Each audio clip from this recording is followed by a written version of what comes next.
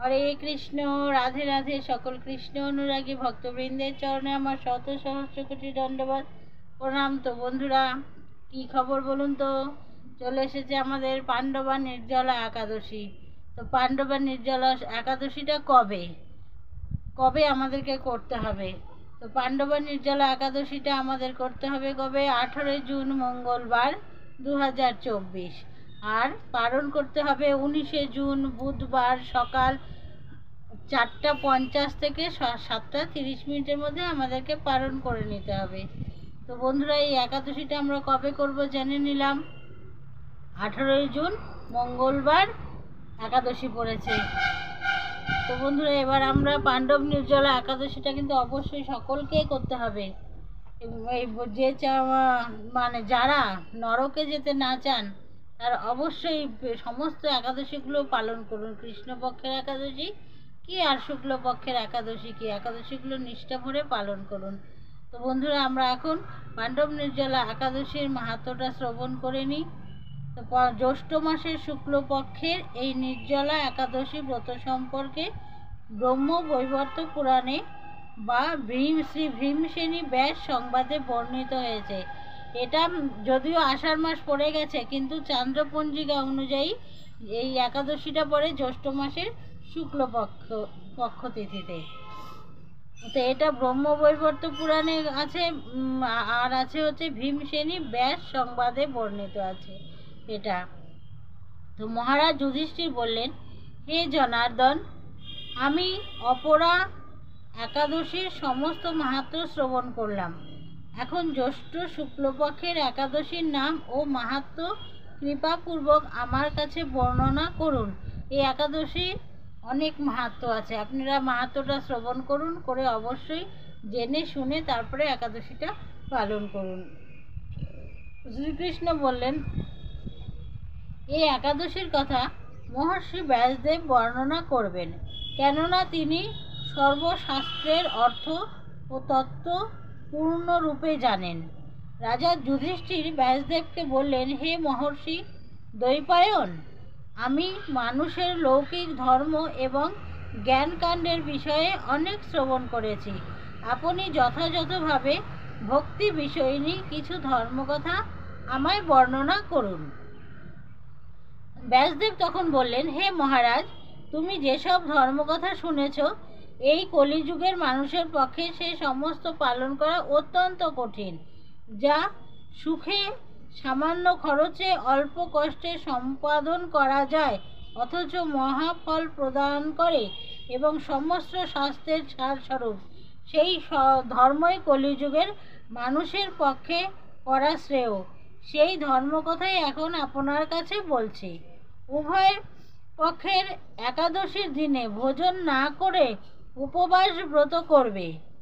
দ্বাদশীর দিনে স্নান করে শুচিশুদ্ধ হয়ে নিত্যকর্ম সমাপনের পর শ্রীকৃষ্ণের অর্চন করবে। এরপর ব্রাহ্মণদের প্রসাদ ভোজন করাবে।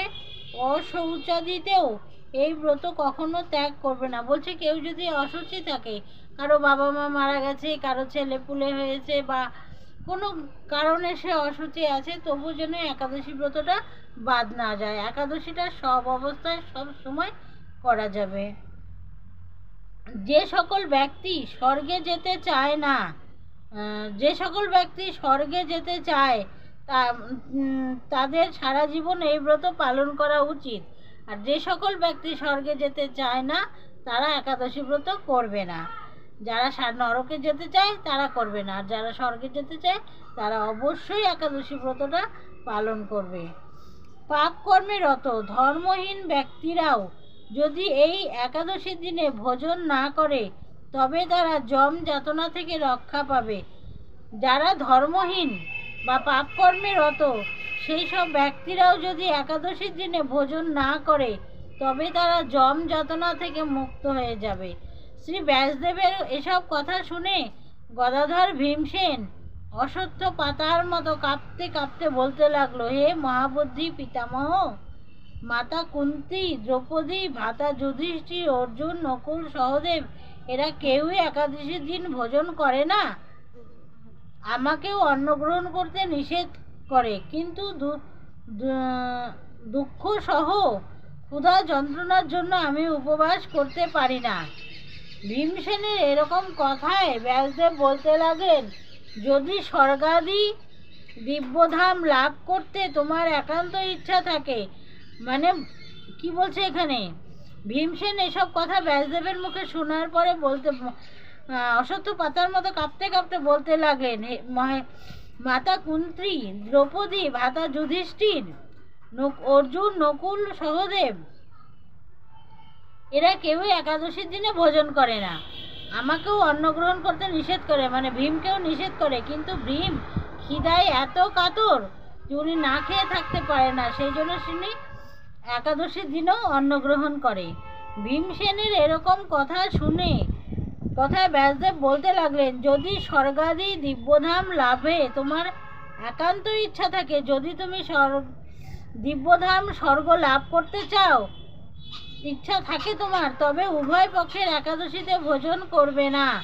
তদুত্তরে ভীমসেন বললেন, আমার নিবেদন এই যে উপবাস তো দূরের কথা, দিনে একবার ভোজন করেও থাকা আমার পক্ষে সম্ভব না। বলো, উপবাস তো দূরের কথা, সারাদিনে যদি একবার ভোজন করতে দেয় তাও আমি থাকতে পারবো না,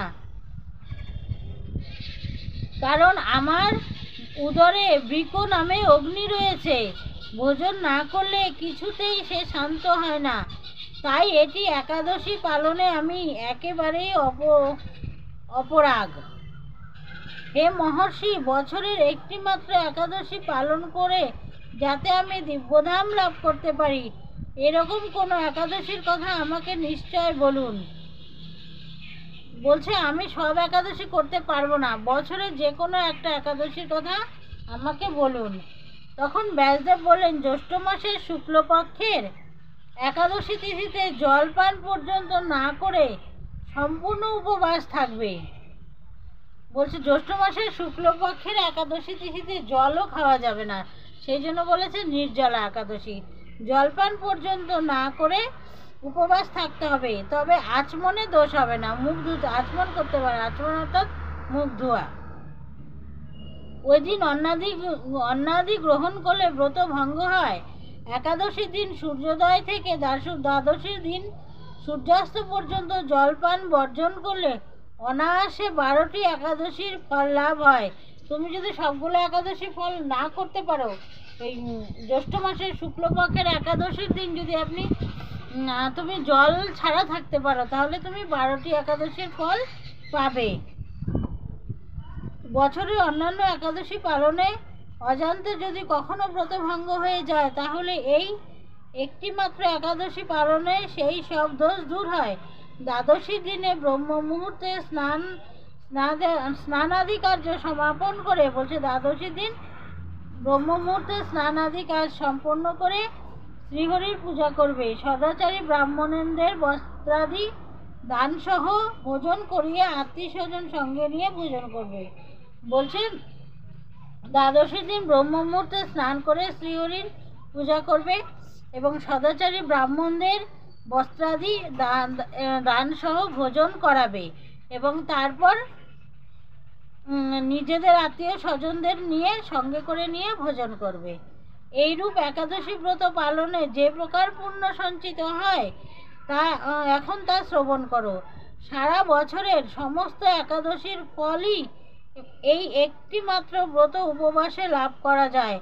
শঙ্খ, চক্র, গদা পদ্মধারী ভগবান শ্রীকৃষ্ণ আমাকে বলেছেন, বৈদিক ও লৌকিক সমস্ত ধর্ম পরিত্যাগ করে যারা একমাত্র আমার শরণাপন্ন হয়ে এই নির্জলা একাদশী ব্রত পালন করে তারা সর্বপাপ মুক্ত হয়। বিশেষত কলিযুগে ধন সম্পদ দানের মাধ্যমে সদ্গতি লাভ ও সংস্কারের মাধ্যমেও যথার্থ কল্যাণ লাভ করা হয় না। কলিযুগে দ্রব্য শুদ্ধি নেই, কলিতে শাস্ত্র সংস্কার বিশুদ্ধ হয় না, তাই বৈদিক ধর্ম কখনো সুসম্পন্ন হতে পারে না।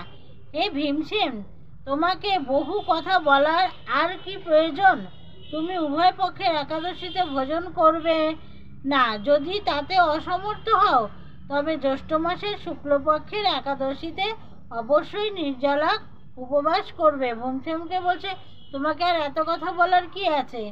তুমি যদি সব একাদশীতে ভোজন উপবাস করতে না পারো তাহলে তুমি ভোজন করবে। যদি অসমর্থ হও তাহলে শুক্লপক্ষের জ্যৈষ্ঠ মাসের শুক্লপক্ষের একাদশী তিথিতে নির্জলা একাদশী পালন করবে।